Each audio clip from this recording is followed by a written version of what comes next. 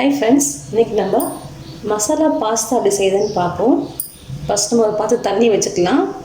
தண்ணி நல்லா சூடாகட்டும். சூடானதும் நம்ம மக்ரோனி அதில் போட்டுப்போம். கொஞ்சம் உப்பு ஆட் பண்ணிக்கலாம். கொஞ்சம் ஆயில் ஊற்றிக்கலாம். அப்போ தான் நமக்கு அந்த ஒட்டாமல் நல்லா வரும். தண்ணி நல்லா கொதிச்சிருச்சு. நம்ம மக்ரோனி தான் ஆட் பண்ணிப்போம்.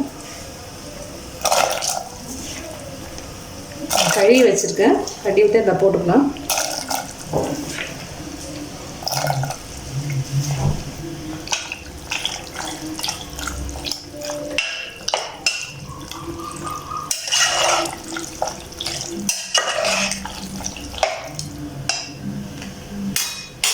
ஒரு 2 மினிட்ஸ் வேகட்டும்.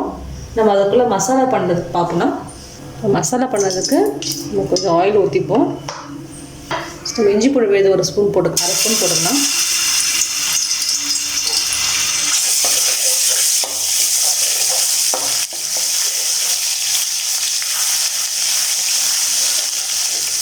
பச்சை மிளகாய் அரைச்சி வச்சுருக்கோம். பச்சை மிளகாவும் போட்டுக்கலாம்.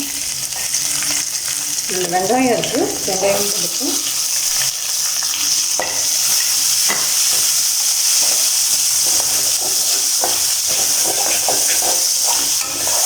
கொஞ்சமாக அதை உப்பு ஆட் பண்ணிக்கலாம். இது வெங்காயம் நல்லா சீக்கிரமாக செவந்து வரும். நம்ம தக்காளி ஒன்று அரைச்சி வச்சுருக்கோம், 2 தக்காளி அதையும் ஆட் பண்ணிக்கலாம்.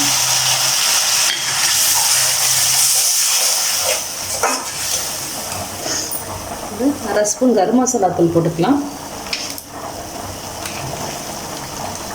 1/2 ஸ்பூன் சீரகத்தூள் போட்டுக்கலாம்.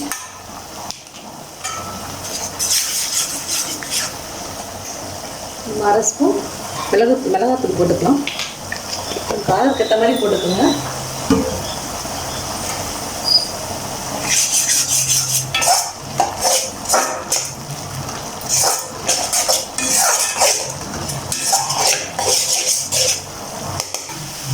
இதோட நம்ம இந்த கேரட் அரைச்சி கேரட் போட்டுப்போம். கொஞ்சமாக பீன்ஸ் போட்டுப்போம்.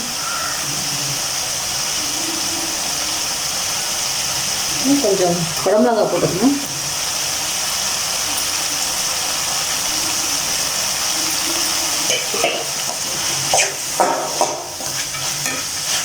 எல்லாம் சேர்ந்து கொஞ்சம் நேரம் வதங்கட்டும், வேகட்டும். நம்ம காலையில் நல்லா வெந்துடுச்சு.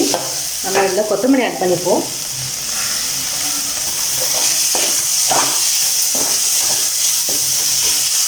பாஸ்தா நல்லா வெந்துடுச்சு. அதையும் அதில் ஆட் பண்ணிக்கலாம்.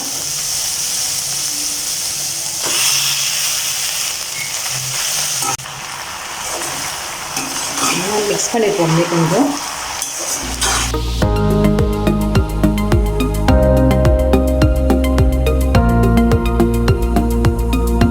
கொஞ்சமாக டொமேட்டோ சாஸ் ஊற்றிக்கலாம். அதில்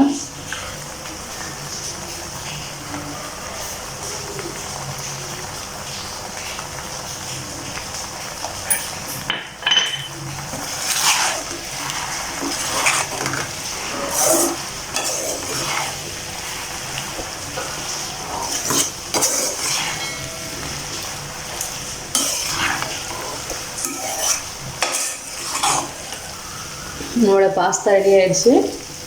ரெசிபி ட்ரை பண்ணுங்கள். உங்கள் கமெண்ட்ஸ் சொல்லுங்கள். தேங்க்யூ.